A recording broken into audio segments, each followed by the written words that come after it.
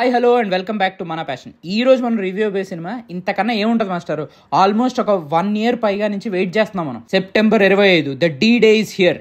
OG starring Pawan Kalyan, Emraan Hashmi, Priyanka Mohan, Prakash Raj, Shreya Reddy, ఇలా చెప్పుకుంటూ పోతే చాలా మంది ఉన్నారు. ప్రస్తుతానికి మేజర్ కాస్ట్ అయితే ఇవి. ఫస్ట్ థింగ్స్ ఫస్ట్, ఈ రివ్యూకి ఒక ఎక్స్పెక్టేషన్ సెట్ చేద్దాం అనుకుంటున్నాను మాస్టర్.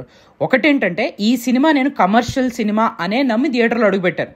సో నేను పెద్దగా లాజికల్ గురించి వీడి గురించి వెతకను. నాకు సినిమా ఎంగేజ్ చేసి కూర్చోబెట్టిందా, మంచి హై మూమెంట్స్ ఇచ్చిందా, ఫ్యాన్స్ ఎంజాయ్ చేయడానికి స్టఫ్ ఉందా లేదా, అంతవరకే మాట్లాడతాను ఈ రివ్యూలో. నేను ఒక న్యూట్రల్ ఆడియన్ బాయ్. నేనేం hard core Pawan Kalyan fan కాదు, నేనేమి బీభత్సమైన ఫాలోవర్ని కూడా కాదు. But still I like the movie. నాకున్న బిగ్గెస్ట్ తెలుగు ఇండస్ట్రీ మీద ఉన్న బిగ్గెస్ట్ కంప్లైంట్ ఏంటంటే, కేజీఎఫ్ లాంటి మంచి హైప్తో కూడిన సినిమా మన వాళ్ళు ఎందుకు తెలియపోతున్నారు అని. నిజంగా ఆ దాహాన్ని Sujeeth, whose a hard core Pawan Kalyan fan, తను పవన్ కళ్యాణ్ స్క్రీన్ మీద ఎలా చూడాలనుకుంటున్నాడో అలా చూపించేసుకున్నాడు. ఇక నెక్స్ట్ వచ్చి తమన్. బ్యాక్గ్రౌండ్ మ్యూజిక్ అనేది సినిమాకు ఒక ఎసెట్. గట్టిగా మంచి బ్యాక్గ్రౌండ్ మ్యూజిక్ కావాలంటే తమిళ ఇండస్ట్రీకి వెళ్ళి అనిరుద్నో లేదా మలయాళం నుంచి జేక్స్ బిజాయ్నో తెచ్చి పెట్టేసుకుందాం మాస్టర్. మనకు ఎవరు కొడతారు అని అనుకున్న వాళ్ళందరికీ సమాధానం చెప్పాడు తమన్. ఈ సినిమాకి బ్యాక్గ్రౌండ్ స్కోర్ అనేది biggest asset and Thaman did not let you down 1 second. ఒక రకంగా చెప్పాలంటే సినిమాలో ఉన్న సైలెన్స్ కూడా డ్యూటీ చేస్తుంది మాస్టర్. బాంబే ముంబైగా మారక ముందు జరిగే స్టోరీ ఇది.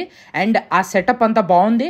నాకు ఈ మధ్యకాలంలో ప్రొడ్యూసర్లకు మంచి జరిగేలాగా డైరెక్టర్లు ఏం చేస్తున్నారు అంటే, ప్రతిదానికి సెట్ వేసేద్దాము, ఒక బీభత్సమైన షూట్ తీసేద్దాము అని చెప్పి డబ్బులు ఖర్చు చేయకుండా ఏఐని వాడో లేకపోతే విఎఫ్ఎక్స్ని వాడో, లేదంటే ఇంకా కరెక్ట్గా చెప్పాలంటే ప్రిసైజ్గా మినియేచర్స్ని వాడి కూడా కొన్ని షార్ట్స్ లాగేస్తున్నారు.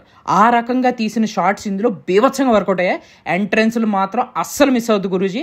అలాగే సినిమాలో సర్ప్రైజ్లు అంటే ఎండ్ క్రెడిట్ సీన్ ఒకటి ఉంది, ఒక వేరే సినిమాకి లింకప్ కూడా ఉంది. దాన్ని కూడా కరెక్ట్గా అబ్జర్వ్ చేయండి, అప్పుడే మీకు అర్థమవుతుంది. సినిమాకి కావాల్సిన హై మూమెంట్స్ ఇచ్చింది.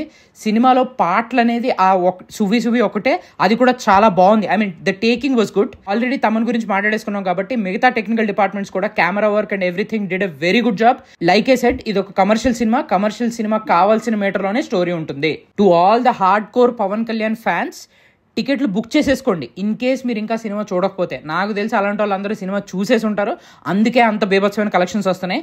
నేను పవన్ కళ్యాణ్ ఫ్యాన్ కాకపోయినా చెప్తున్నాను, వెళ్ళి థియేటర్లోనే ఈ సినిమాని చూడండి. And like I said at the start of the review, నేను సినిమా లోపలికి వెళ్ళి లాజిక్లు ఎతుకుతాను ఇవి కాదు. మీరు ఎంటర్టైన్ అయ్యారా, హైప్ మీకు ఎక్కిందా, మ్యూజిక్ మీకు నచ్చిందా, అంతవరకే. పవన్ కళ్యాణ్ గారు సినిమా మొత్తాన్ని సింగిల్ హ్యాండెడ్గా మోసుకెళ్లారు. శ్రేయ రెడ్డి గారికి మంచి క్యారెక్టర్ పడింది. Imran Hashmi character ups and downs లో అనిపించింది నాకైతే. వాయిస్ అండ్ డబ్బింగ్ అయితే నాకు అస్సలు సెట్ అవ్వలేదు. ప్రకాష్ రాజ్ గారి క్యారెక్టర్ పర్ఫెక్ట్ గా ప్రిసైజ్ గా సెట్ అయ్యారు, బాగా చేశారు. ఇంకా మాట్లాడుకోవడానికి ఏం లేదు మాస్టర్. టికెట్లు బుక్ చేసుకోలేదా, బుక్ చేసేసి సినిమా థియేటర్ లో చూడండి. That's it for the review guys. మీరు సినిమా చూసారా, మీకు ఎలా అనిపించింది కామెంట్ సెక్షన్ లో మాతో షేర్ చేసుకోండి. Do like, share and subscribe to మన ప్యాషన్. Thank you.